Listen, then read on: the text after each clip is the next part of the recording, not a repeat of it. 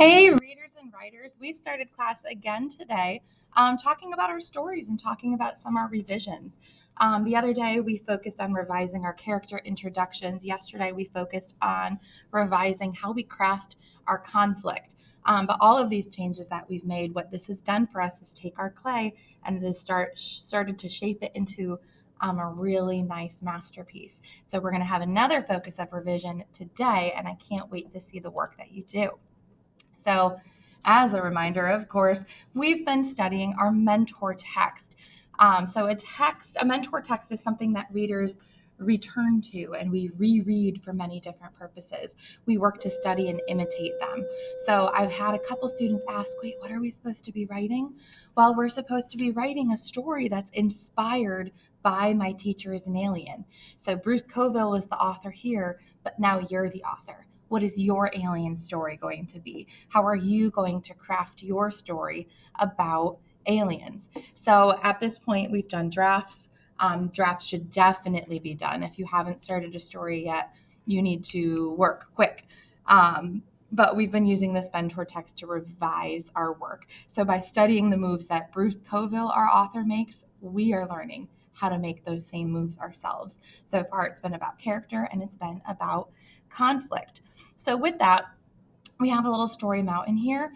What we have done the past 2 days by introducing our characters and by establishing our conflict is we have given the background of our story. So that's the introduction of character, that's the introduction of our setting, and we've started to get into what the problem is. So yesterday we looked at that key scene graphic organizer and we filled in the very beginning. That establishment of the conflict is actually the very beginning of what's called a rising action. So what is a rising action? Well, those are the events in the text that really start to build towards the climax or that most exciting part of the text. And if you notice, it's kind of jagged. So that means that there's a lot of push and pull. There are a lot of events that are exciting and you think maybe this is it, something's going to happen, but then it falls back. And then something else becomes really exciting and you think something's going to happen and it falls back. That's why as you were reading and when we ended chapters, you're like, no, let's keep reading. That's because of these jagged peaks. Push, push, push, push, push, pull back. Push, push, push, push, push, pull back. And we're going to be looking to do that as authors as well. So in My Teacher is an Alien, what does that mean with our key events? What do those rising actions look like? So we have our graphic organizer here that we've already started to fill out. So of course we know the topic is alien abductions. We've got Susan and Peter, our protagonist, Bruxum, our antagonist. And to establish the plot, the conflict, Susan writes a note about Mr. Smith.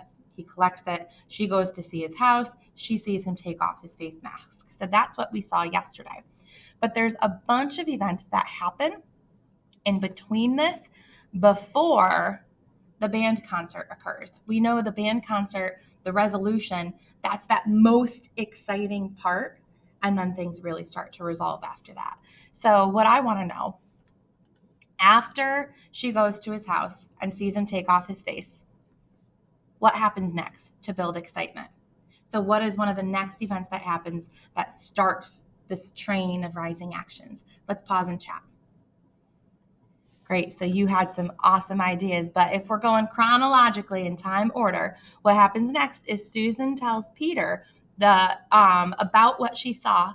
They both break into Mr. Smith's house. They search through every room, but they can't find anything. So we're building excitement. It's time to break in. It's time to break in. Fall back. They don't find anything. What happens next? Let's chat. Excellent. So up next, they find one more place to search. They find Ms. Schwartz in a force field, right? So after they're about to leave, Susan begs one more place. Let's go up to the attic, and that's where they find Ms. Schwartz. Now, a bunch of things happen after that, but I want you to think, what's the next big event? What do you think is the next big event, the next exciting part of this rising action? Let's chat. All right, so up next, they break in again and they try to take pictures of Mr. Smith. And Mr. Smith knows that they were there.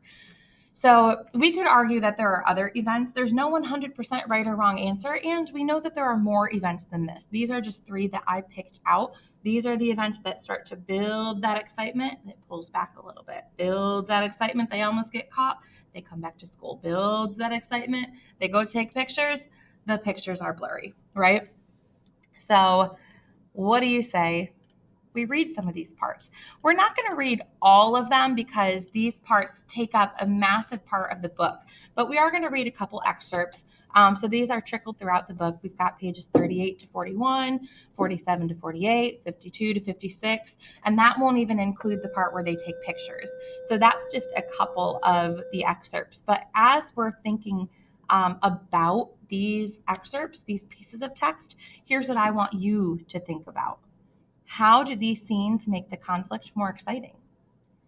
How do they lead us to a climax, the band concert?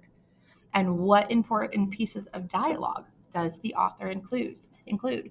So make sure you're on the lookout for these things because I'll be calling on students after we read through the excerpts. So let's get started, page 38 to 41. So, what's going on? I said. What a stupid line. I'm glad I'm a girl because when I get older, the guys are going to have to come up with lines when they want to start a conversation. Now, there's one job I'll be glad to let them have. Peter lifted his nose out of the book and looked at me as if I were an alien. He blinked, and I realized he was trying to come back to the real world. I felt bad for interrupting him. In class, he had to read with one eye on the teacher. Out here, he probably planned on shutting everything out for a while. I hesitated for a minute. How was I going to say this? Finally, I just decided to jump right in. I need your help, I said. Peter looked surprised. For what? He asked. I realized I hadn't jumped in after all. The biggie was still yet to come. Promise you won't laugh at me? I asked. Peter shrugged. Sure, I promise. All right, listen. I know you're not going to believe this, but I found out something awful yesterday. Mr. Smith is an alien. He's come here to kidnap a bunch of kids and take them back to outer space. I held my breath to see what Peter would say. I thought he might laugh or tell me to get lost, or, and this thought really scared me, shout it out to everyone else. To my astonishment, he didn't do any of those things. He just looked as if he were going to cry. What's the matter? I asked. You should know, he said. He sniffed and wiped the back of his hand across his nose. What was going on here? I had a sudden thought that maybe he was an alien too. That was stupid, of course, but I had aliens on the brain and I couldn't figure out what else it might be. I don't know, I said. Honest, I don't. He looked at me and his eyes were so sad they made me want to cry too. I always thought you were the one kid in this class who was on my side, he said. Like that time you tried to stop Duncan when he was beating me up. I expect everyone else to tease me. I just never thought you would do it. Now it was my turn to be mad. I'm not teasing, I yelled. Then I lowered my voice. I'm not teasing, I hissed. I'm serious. Peter stared at me. Is this some kind of game? He asked. I hesitated. If I told him the truth, he probably wouldn't believe me. If I told him it was a game, he might at least help me think things through. What a fix. The only way I could get him to believe me was to lie to him. Yeah, I said. I thought you were the one guy in this class with enough imagination to play, but now you've ruined it. No, said Peter. No, we can still play. Just pretend you had to tell me it was a game to get me to believe you. My head was starting to spin. Peter was using my reason for lying as a reason to pretend that what he believed was a real game was for real, or something like that. This was getting too complicated for me. This is going to be one of those weeks, I thought. The only person I can count on for help stopping an alien invasion thinks the whole thing is a game. Well, as my grandmother always said, you make do with what you've got. And Peter's was what I had. I decided to stop worrying about who was believing what and just tell him what had happened. Well, I said when I was done, what do you think we should do? Peter stared at the sky for a minute. He rubbed his chin as if he was thinking really hard. Then he gave me his answer. We've got no choice, he said. We'll have to break into Bruxham's house to look for evidence. So that's the first piece of our rising action. She built up the courage to tell him. Pull back. He thought it was a game. Let's take a look at page 47. Don't forget, we'll talk about all of these excerpts at the end. Page 47. Make sure we're following. That night, I met Peter at 8 o'clock on the corner of Pine and Main. He was carrying a flashlight, which made me feel stupid since I had forgotten mine. It was nearly dark. The crickets were singing, and the moon had already risen. Even though it was May, it was cold. Or maybe I was just cold because I was scared. Ready? I asked. Peter nodded. Ready, he said. We each took a deep breath. Then we set off for the alien's house. I was afraid he might not come, I said after we had gone a few blocks.